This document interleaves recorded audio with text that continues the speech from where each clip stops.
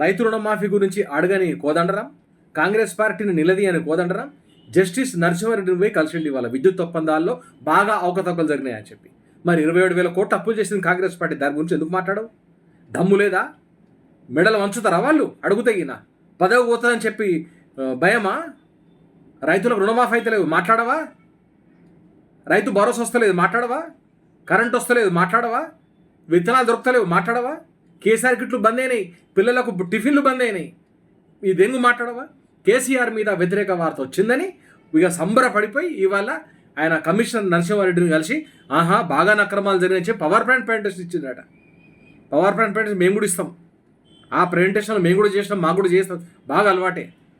రైతుల పక్షాన నిలబడని కోదండరాం నేడు కేసీఆర్ని విమర్శించే హక్కు లేదు. కంప్లీట్గా కాంగ్రెస్ పార్టీకి అమ్ముడు పోయిండు కోదండరాం.